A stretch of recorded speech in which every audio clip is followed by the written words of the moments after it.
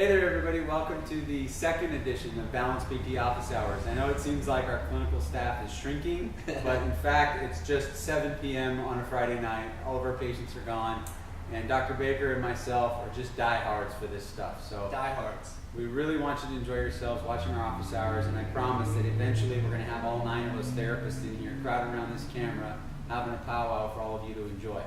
We miss you, Dr. Vargas. We hope that your continuing education today was fruitful. Indeed. Yes. He's at a Maitland course. He's at Maitland course. Awesome. That's correct. Cool. Up in Walnut Creek. Right on, Sarge. Hope you're having a good time, man. Yeah. For all of the, almost 4,000 people who watched our Office Hours #1, first edition, inaugural edition, we got some feedback, and some of the feedback was that we were sitting with a little too much man spread. We had a funny, it was a funny angle on the video. So. And it was our inaugural run, so thank you for the feedback. We've addressed it, and maybe I'll even sit with my ankles crossed so I don't offend anyone. Okay, John, we're on the clock. We're on the clock, sorry. All right, tonight we're going to talk about snaps, crackles, and pops. What do they mean? Patients ask us about them every single day. Snap, crackle, John, pop. are they different? In fact, I think they are different, yes. You want to take what a snap might be, Andy? Well, I would say a snap, when we're talking about in the world of musculoskeletal medicine, when we're talking about snaps, we're probably actually talking about a slide or a glide.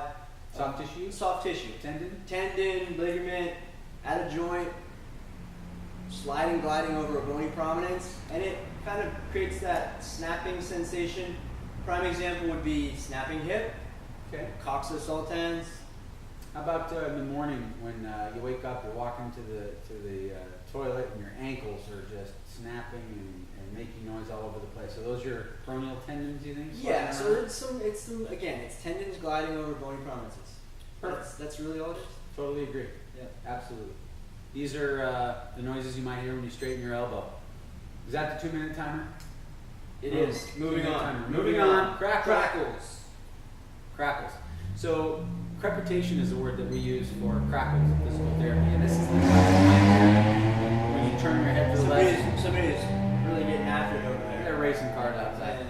This is the noise you hear when you turn your head to the left, turn your head to the right, and it sounds like a bag of rocks. It sounds like gravel in there. Or the knees that you hear as you're going up or down the stairs. It just sounds terrible. But John, is this normal?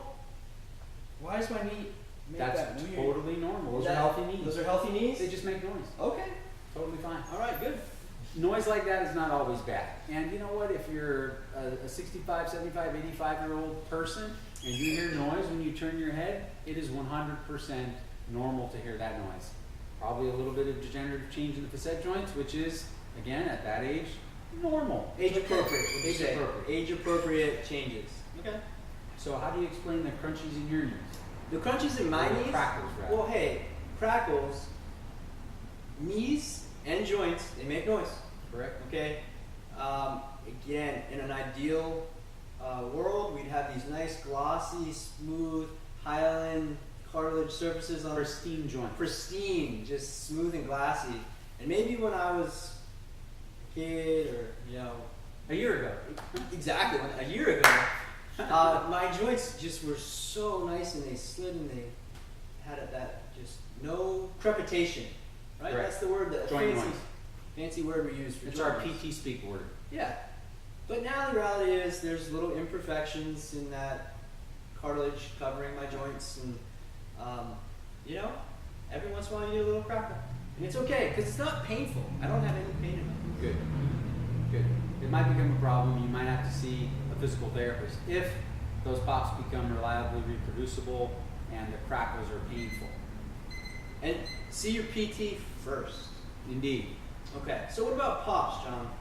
Pops. You can think of these as the noise that you get when you crack your knuckles, or when you see the guy at the grocery store that grabs his head and twists it. You hear all these pops come out of his neck. We call that a cavitation.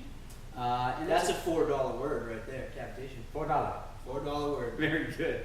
And essentially this can be fluid pressure change. It can be release of gases, etc.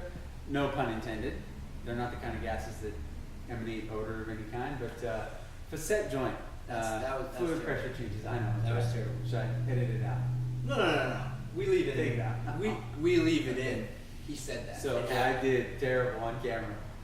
But pops are what some people might associate with joint manipulation. Some people call them adjustments, etc., etc. Sometimes they happen spontaneously, but usually a practitioner is going to implement that sort of a thing to So- somebody else.